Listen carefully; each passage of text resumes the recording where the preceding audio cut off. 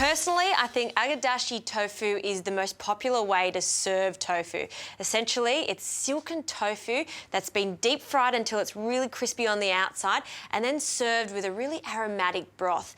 This is so delicious and I always get it when I go to Japanese restaurants, but it's actually quite fun to do at home.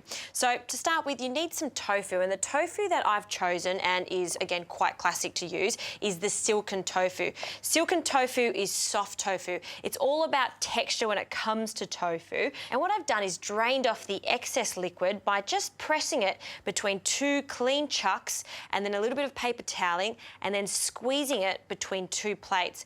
By doing that, we're removing as much moisture as possible. You really don't want to get the tofu that's quite firm or the one that goes really spongy. It's really not right for this dish. Now, very gently, because it does break quite easily, place that on a clean board, and then with a knife, we're going to cut this into 4 pieces. And one block of about 300 to 400 grams of tofu will feed 2 people as an entree. So once you've cut this, we'll get a bowl, and into the bowl I'm going to add some potato flour. You could also use corn flour for this.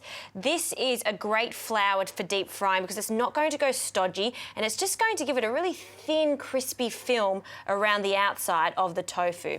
So into a bowl, just enough to coat the amount you're making.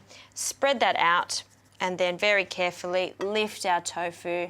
We'll pop it in there, 1 piece at a time. Now, I've been preheating a pot of vegetable oil. You want the oil to be at 180 degrees for the perfect fry. So let's just carefully dust our tofu on each side there. And then once you've coated each side, you want to dust it off again so you don't get big clumps of the potato starch. So just shake it. And now we're ready to fry. Now, these don't take long to fry, but what we're looking for is just a light golden colour, and you'll hear it, you'll feel it. When it's really crispy, it's ready to come out. So one at a time, gently lower it into the oil. And I'll get another one, shake off excess. In it goes. And these last 2 can go in very gently when you're working with hot oil. Don't throw them in, lower them in and away from you. In here, what I have is some Dashi stock. Now, Dashi you can buy from good Japanese grocery stores or any Asian grocery store. Dashi comes in a powder form, so you do need to dilute it with water, and it's 1 tablespoon of Dashi to about 500 millilitres of water. That's the flavour that I like, but if you want a more intense flavour, you can add a little bit more of the powder. Now, I've just brought that to the boil, and it's just heating up again now, and then we can add some flavourings to it. It does have a fishy flavour to it. You could also change this if you can't find Dashi to fish stock, or if you didn't want to use a fish stock, you could also use a little bit of vegetable stock. Now, I've got some mirin here. Mirin's a rice wine, but it's a little bit sweeter. It's a great condiment to have in the pantry. And I need some saltiness to this, so I'm using some soy sauce here. We want about 2 tablespoons of soy sauce. I'll just get my measuring spoon here. We want to accurately measure it. Perfect. Now I'll give that a mix, and that's essentially the base to the sauce. You just want to warm that up, and you only need a ladleful per portion. Now let's have a look at this tofu. I think it's ready, but we'll just test it. Oh, look at that. See how puffy they are? And I can just feel they are crunchy, so they can come out onto some paper toweling, drain that off, turn the stove off.